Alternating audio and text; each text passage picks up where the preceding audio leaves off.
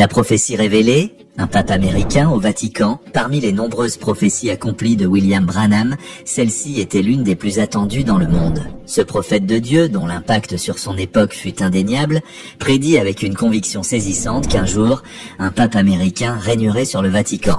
Ce que vous allez suivre dans un instant. Il y a plus de 70 ans, William Branham, prophète et prédicateur influent du XXe siècle, lança une prophétie qui semblait improbable à l'époque.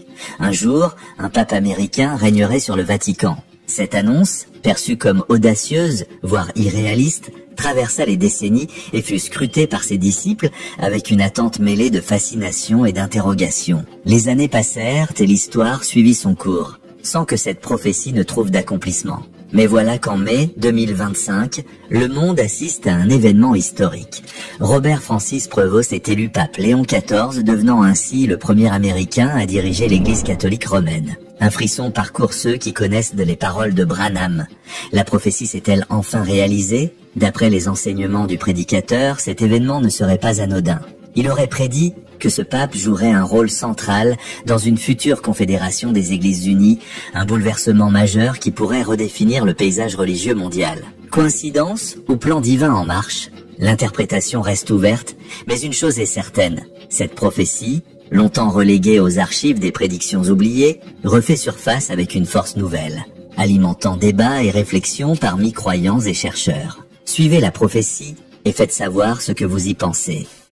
Que cette confédération des Églises unies se rassemblera et que selon la prophétie, le nouveau pape issu des États-Unis sera installé là-bas. Alors, ils feront une image à la bête. Et je vous le dis, la véritable Église de Dieu sera forcée de se rassembler.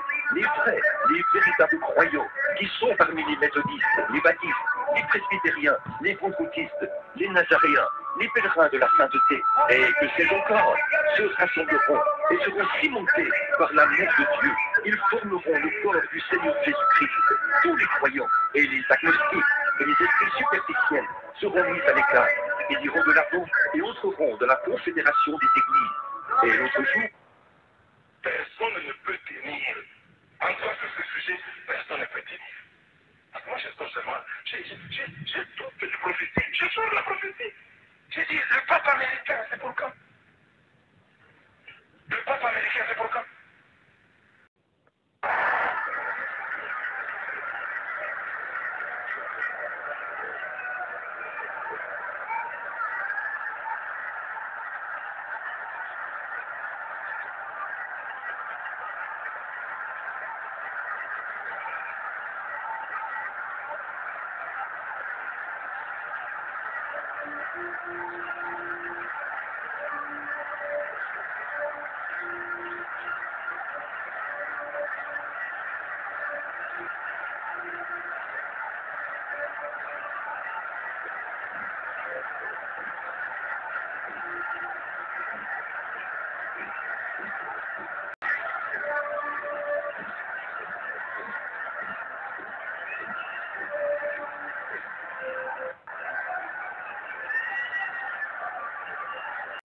Lorsque cette confédération unie des églises se rassemblera et que le nouveau pape sera introduit aux États-Unis, puis installé là-bas selon la prophétie, alors ils formeront une image exacte de la bête.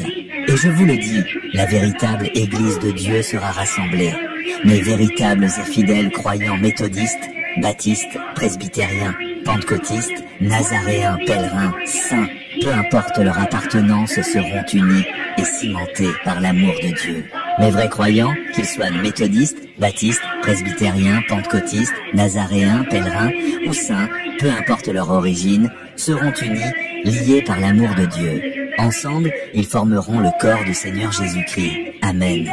Tous les croyants, ainsi que les agnostiques et les esprits superficiels, seront rejetés sur le côté. Ils entreront directement dans la confédération des églises. Je préférerais voir les assemblées de Dieu intégrer cette confédération. Mais pour cela, ils devront renier leur doctrine évangélique. J'ai essayé de suivre tous leurs principes pentecôtistes de signes et de miracles, mais ils devront aussi les nier pour appartenir à cette confédération religieuse. Oh mon frère, à moitié pratiquant frère, comme je l'ai souvent dit, je préférerais m'allonger sur mon ventre, boire de l'eau française et manger des biscuits salés pour être en communion avec Dieu plutôt que de devenir son serviteur en reniant ma foi. J'ai les meilleurs amis du monde, mais si je devais compromettre ma foi en Jésus-Christ et en sa Bible, alors non, jamais. Je crois que cette Bible est de la parole infaillible de Dieu et que chaque mot y est juste. Comme toute prophétie, celle-ci divise. Certains y voient une réalisation divine indiscutable, tandis que d'autres y perçoivent une interprétation forcée des événements. La question du rôle exact du pape Léon XIV dans l'unification religieuse reste en suspens. Sera-t-il l'artisan d'une transformation spirituelle ou simple témoin d'une convergence politique entre nations et croyances ? De l'autre côté, les spéculations allaient déjà bon train lorsque le président américain publia sur son réseau social Truth Social une image générée par intelligence artificielle, le représentant vêtu de la tenue papale, mitre sur la tête et croix en or autour du cou. Cette publication suscita de vives réactions. Certains y virent une simple plaisanterie, tandis que d'autres y décelèrent un message plus profond. Quelques jours auparavant, Trump avait d'ailleurs déclaré en plaisantant « J'aimerais être pape, ce serait mon choix numéro 1. » Bien que cette image ne soit qu'un montage, elle alimenta les spéculations sur l'intérêt du président pour le Vatican et sur son influence auprès des électeurs catholiques américains. Certains observateurs pensent qu'il cherchait à capter l'attention avant l'élection du nouveau pape, tandis que d'autres estiment qu'il voulait simplement provoquer une réaction médiatique. Cependant, après l'apparition de la fumée blanche annonçant le nouveau pape, Donald Trump réagit avec enthousiasme à l'élection de Robert Francis Prevost, désormais pape Léon XIV, le 8 mai 2025. Sur Truth Social, il exprima sa fierté, qualifiant cet événement d'immense honneur pour les États-Unis et déclarant qu'il avait hâte de rencontrer le nouveau pontife. Bien que Trump n'ait pas anticipé cette élection, certains observateurs s'interrogent sur les possibles implications politiques et diplomatiques de l'arrivée d'un pape américain. Quel est votre point de vue sur cette actualité mêlant politique et spiritualité ?